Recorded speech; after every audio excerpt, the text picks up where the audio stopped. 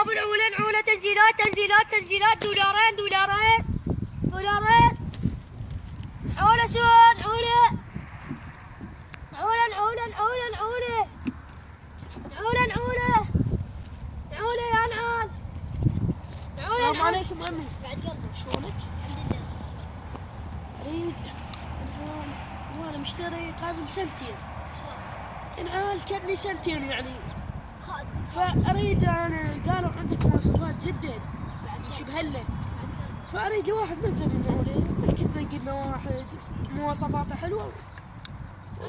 يعني انا قدام الارض. هذا شنو هالمواصفات؟ هذا بس يبخر؟ لا ما يفيد ما يفيد. هذا بس بضربة من هنا للشارع. لا هذا ما يفيد. هذا بس هذا مبين سوى عملية. هذا بس طاق بكسور. طيب بكسور؟ استعراض هذا ما يفيد. ايش نسوي له؟ وهذا قديش هذا؟ بيش دولار.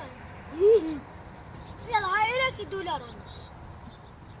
عليك يا عمي يوم يشتري منك. هاي اسعار الجملة. صعب يلا يلا شوف لنا الاحمر وخلنا ناخذ. هذا بس ضربة صبغ باليابان. انا يا ابويا اخذ من عندك انا الان. هذا دولار الا ربع. يا ابويا اخذ منك الان. دولار الا ربع حبيبي. يا ابويا اخذ منك الان. ها؟ وجدا.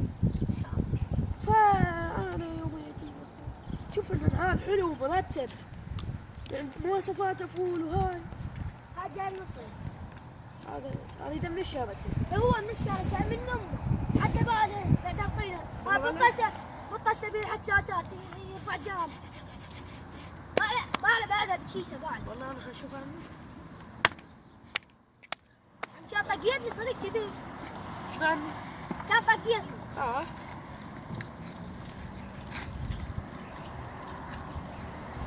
بضربة هسه شوف.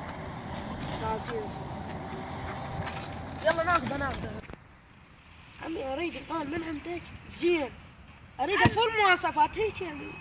بس ربع اريده. رخيص. هو جملته ب 3000 وانا هسه جاي ابيع ب 3000. يعني حتى ما اربح فيه حتى ربع دينار ما اربح. الف هسه هاي الف يلا ربع. والله يعني عمي والله يعني على كيفك يا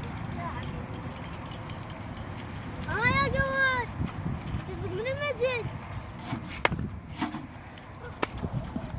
والله يا عمي بلاش يا اخي انا ابسط بيه احسن لي.